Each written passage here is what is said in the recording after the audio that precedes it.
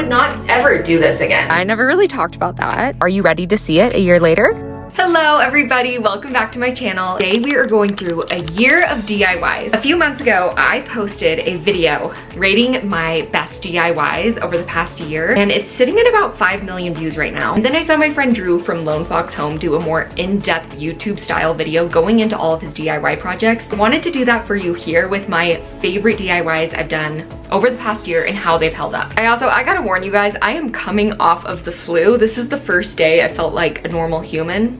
So if my brain is a little foggy today, that's why. But let's do it. Let's just go ahead and start with the most controversial because I know everyone is dying to know about the front porch. Are you ready?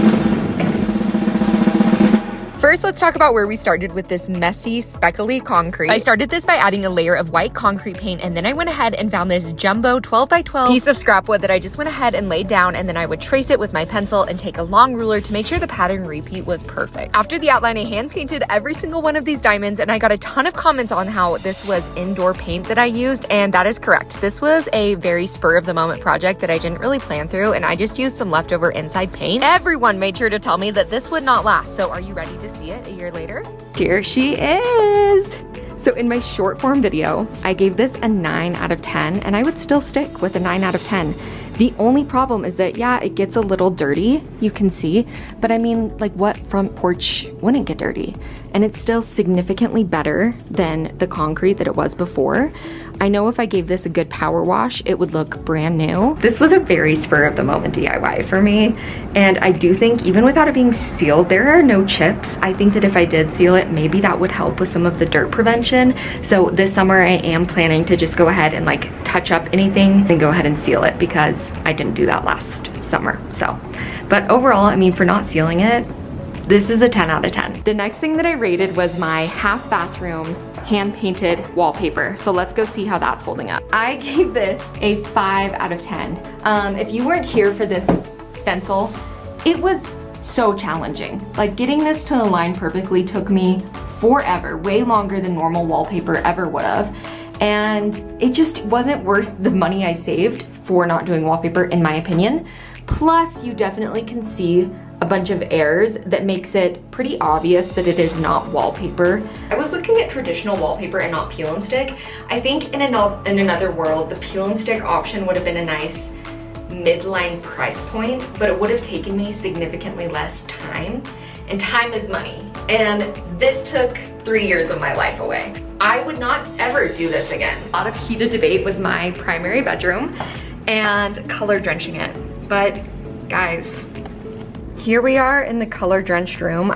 This is just like a day in the life. Like, I haven't picked up, there are things scattered, but I do not regret color drenching this room at all. I think it's such a vibe. I love this room. I think it made it 1,000 times cozier. What do you think? We might as well go in here because this was another thing that I shared. I told you, I didn't really pick up.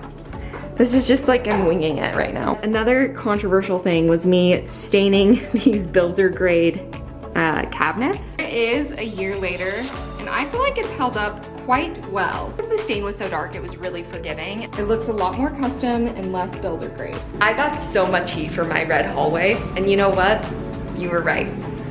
Here we are. So many people said that this little scene right here in particular looked like a haunted house, and maybe you're right. I don't know. Maybe you're right. It's just, yeah, it's a little bit too dark. 20% lighter, it would have been flawless because the red color is amazing. I stand by that. And you know what? We might as well talk about this. I didn't bring this room up in my fast video in my short form. I'm actually going to be redoing this room at some point this year. I want to make this into a playroom for obvious reasons because my girl just keeps coming in here to play. People always ask me if I've done all my rooms. I've never touched this room. Just saying. Oh, another controversial DIY. Tried making it as clear as possible that this is not a usable fireplace for so many reasons. Before I even redid it, it was deemed as an unusable fireplace when we bought this home. First, fire burning is not legal in Salt Lake County. Like, you can't just do that. To this chimney, like, not even the flue part, like the chimney up there, is not approved. Like, it was not to code. So we're never gonna be using this fireplace. It is simply aesthetic. And that's why I decided to build around it, because I wanted it to fit my vibe. If it's gonna be just an aesthetic purpose, I want it to be aesthetic. So that is why I built it like this. This is my favorite thing I've done to my entire home. Like, without a question, 10 out of 10, best thing I could have done. Anyone that's seen it in person too, I feel like videos, photos never do it justice, because anyone that's seen it in person is like, oh, it's so good. I'm really proud of the way I did it, because if someone comes into this home after me, the next owner, and is like, you know what?